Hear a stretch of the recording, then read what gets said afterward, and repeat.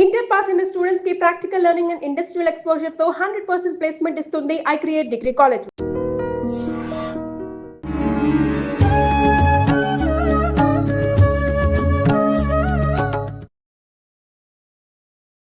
నమస్కారం, welcome to I dream. ధర్మ మార్గం విత్ విజిత కార్యక్రమానికి స్వాగతం. ప్రస్తుతం మనతో పాటు ఉన్నారు సంత్ సదానందగిరి బాబాజీ. మనందరం కూడా అంటే 109 సంవత్సరాల బాబాజీ అని చెప్పి అనుకుంటూ ఉంటాం, పిలుచుకుంటూ ఉంటాం. మరి బాబాజీ ఇప్పుడు నా ముందున్నారు, బాబాజీ ముందే నేనున్నాను. మరి బాబాజీతో మాట్లాడి మరిన్ని విషయాలు తెలుసుకునే ప్రయత్నం చేద్దాం. నమస్కారం బాబాజీ. జై గురుదేవ్. బాబాజీ, కొన్నిసార్లు నిద్రలో కళలు వస్తూ ఉంటాయి, చాలా ఎక్కువగా.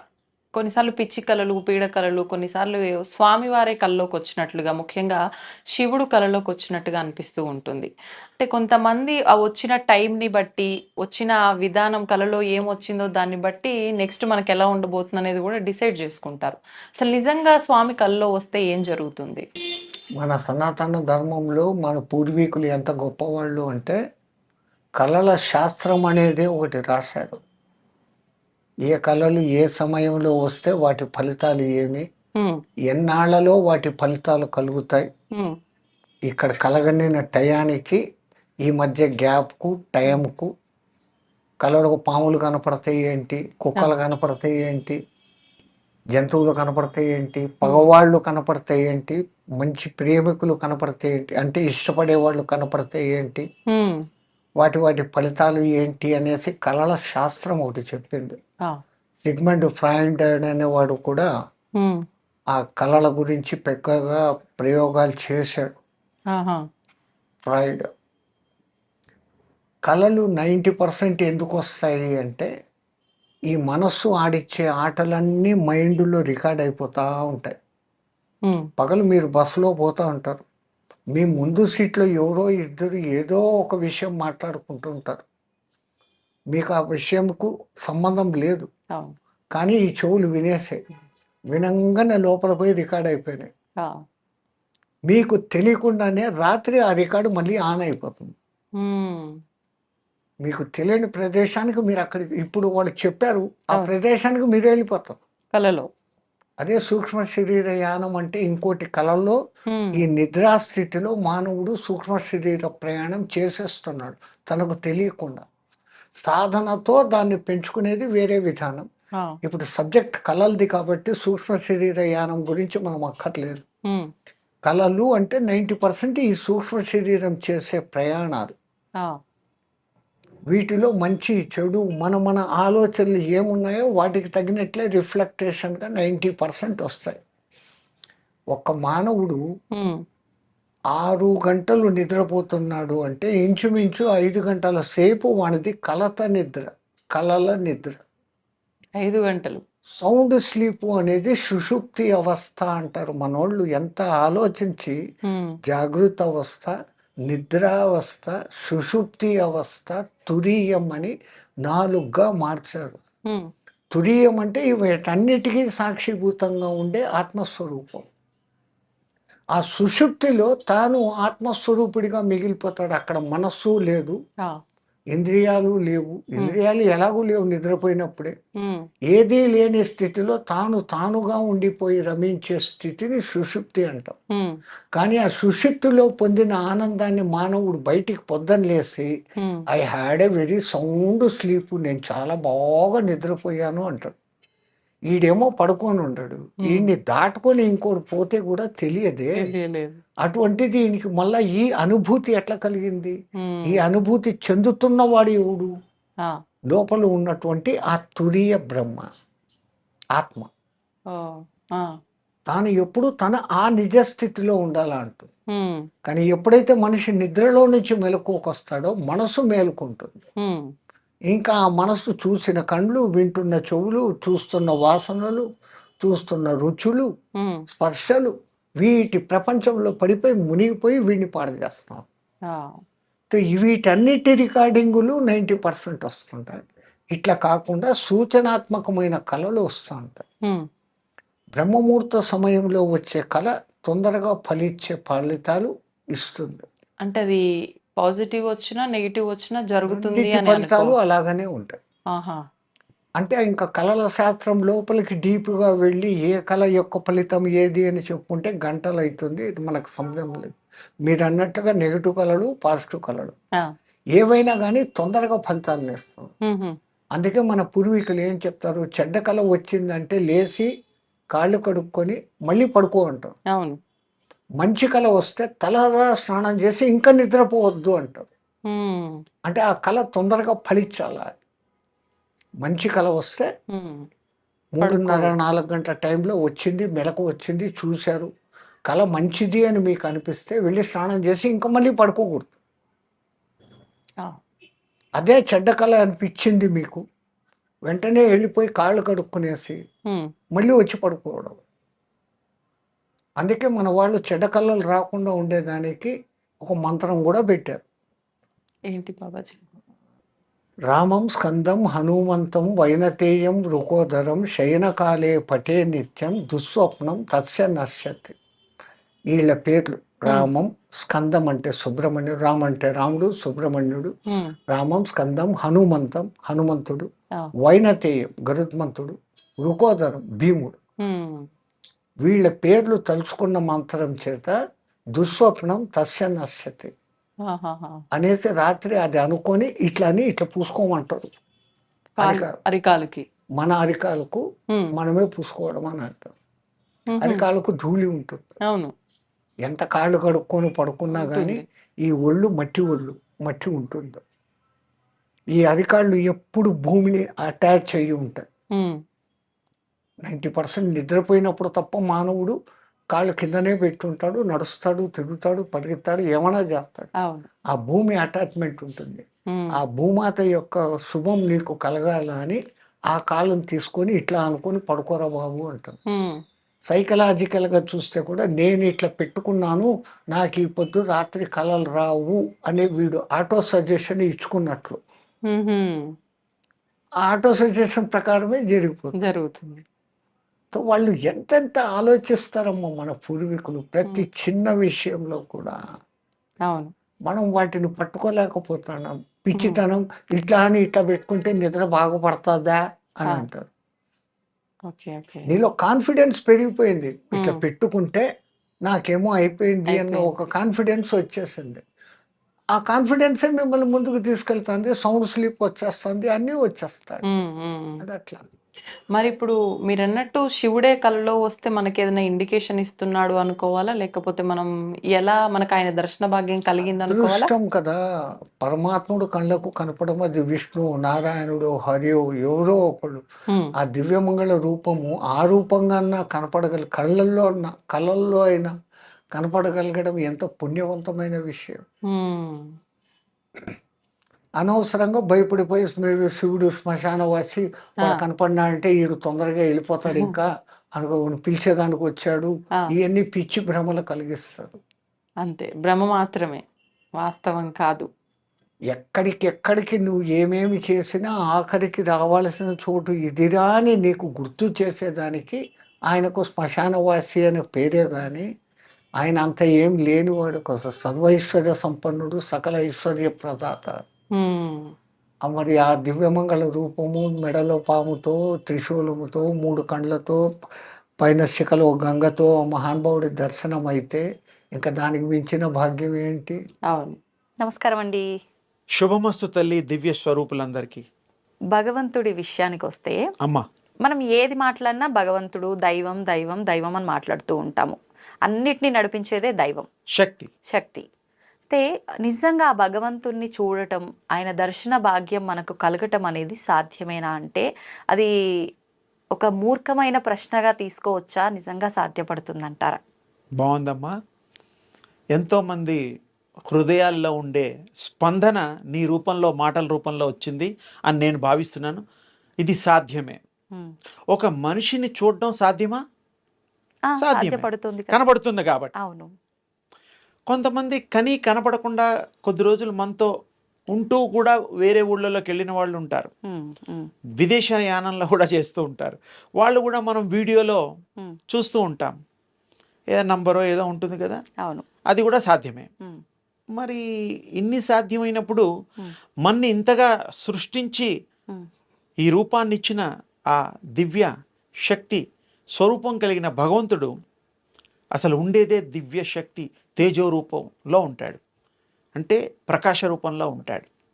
ఆయన్ని మనం రోజు కూడా సూర్యనారాయణ రూపంలో చూస్తూనే ఉన్నాం నిజానికి. కనిపించే దైవాలు సూర్యచంద్రులు అంటారు కదా. మనం ఒప్పుకోవాలి.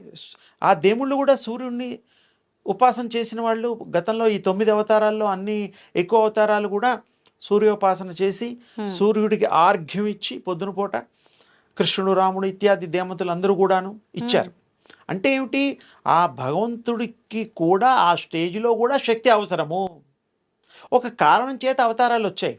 ఒక పనులు చేయడం కోసం, ఒక ప్రబోధం చేయడం కోసం, ఒక మానవులకి ఒక సందేశం ఇవ్వడం కోసం ఆ భగవంతుడు రూపాన్ని దాల్చి ఒక అవతారంగా అవతరించి మనకి సత్మార్గంలో మనని నడిపించే దివ్య రూప శక్తులుగా, దైవ స్వరూపులుగా వారు మనకి అనుగ్రహించారు.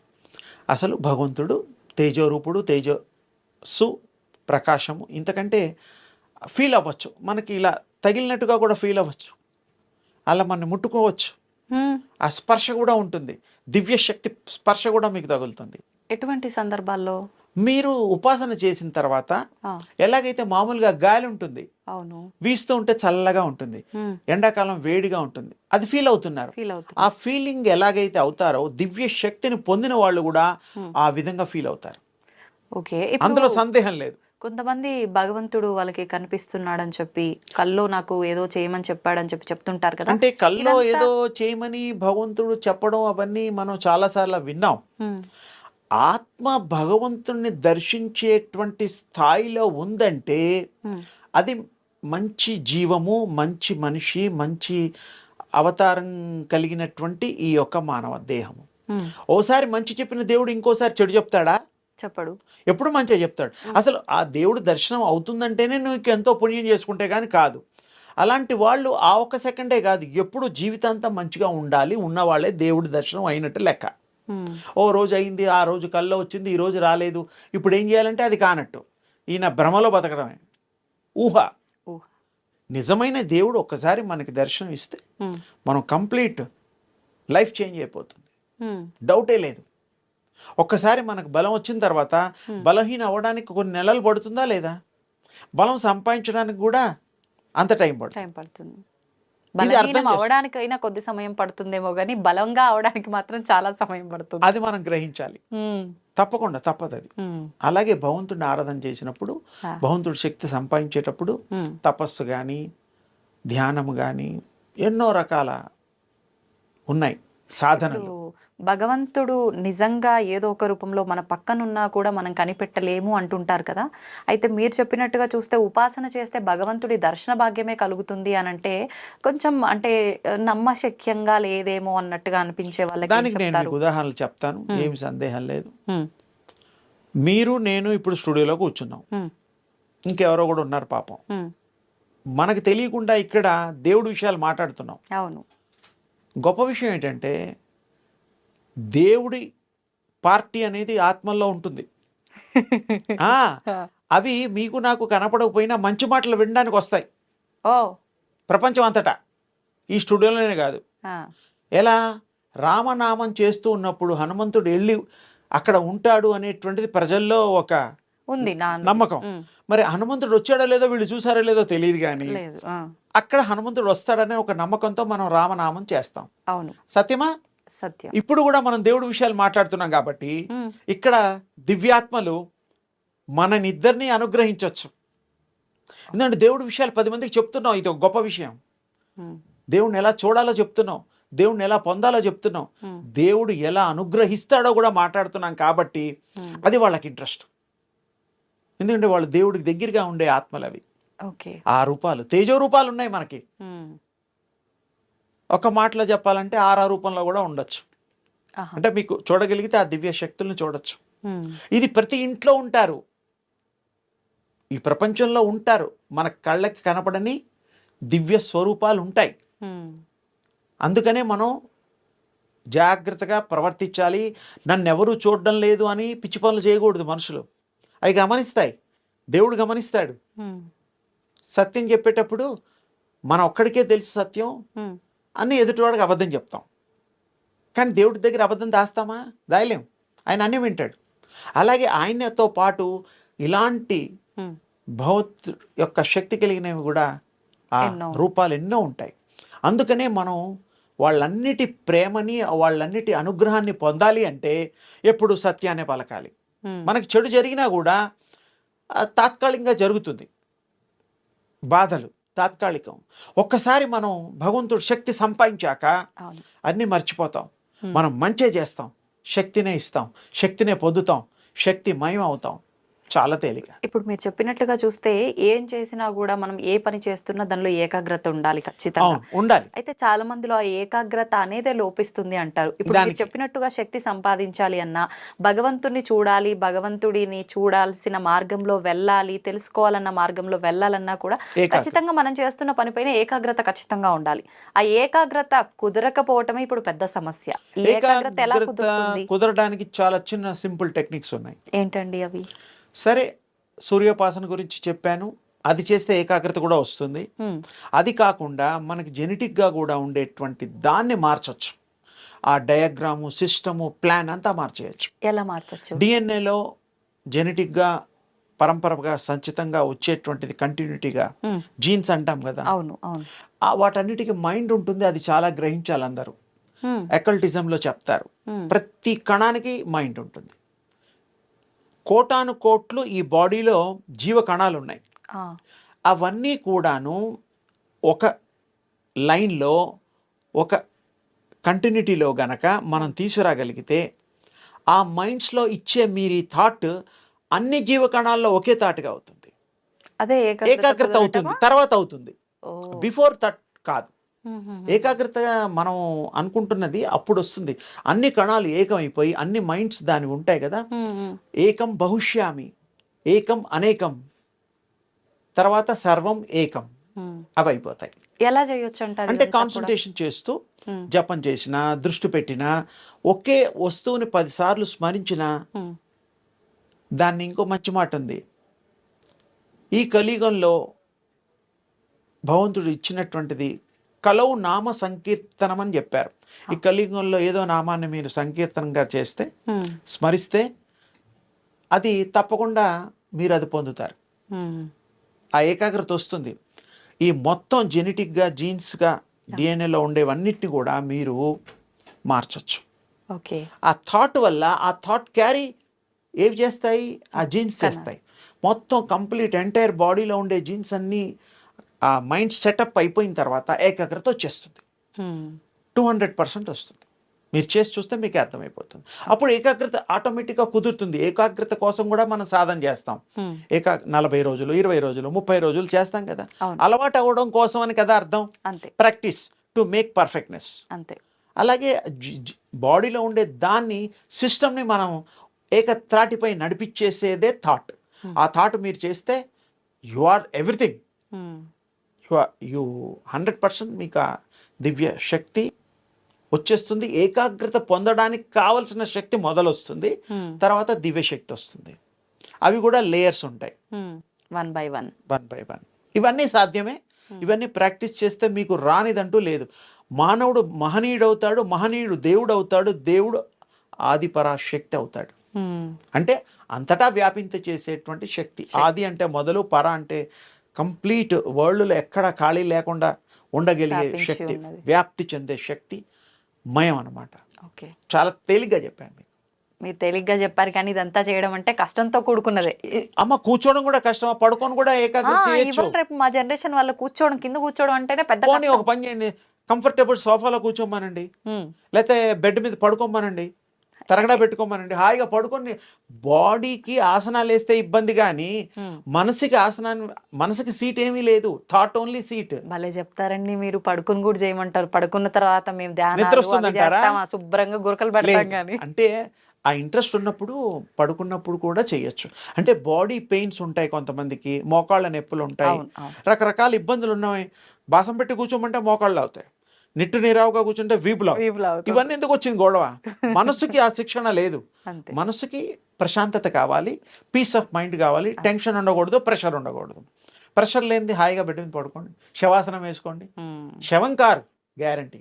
నేనైతే తమాషా కన్నా కానీ నిజంగా అలా ఫీల్ అయ్యే వాళ్ళు కూడా ఉన్నారు, వాళ్ళకు ఉపయోగపడుతుందని నేను అంటే అడిగాను. నేను అనేది ఏంటంటే మీరు ఎలా అడిగినా మంచి చెప్పడం కోసం, మంచికి ఒక రూపం ఇవ్వడం కోసం మీ ప్రయత్నంలో దాంట్లో సత్యం ఉంది, నిజాయితీ ఉంది, ఆ ప్రజెంటేషన్లో మహత్యాన్ని అందరికీ చెప్పాలనేటువంటి ఉత్సుకత ఉంది. అందుకనే నేను చెప్పడానికి అలా చెప్పాను. థ్యాంక్ యూ అండి, అమ్మ ధన్యవాదాలు. అమ్మ శుభం తల్లి.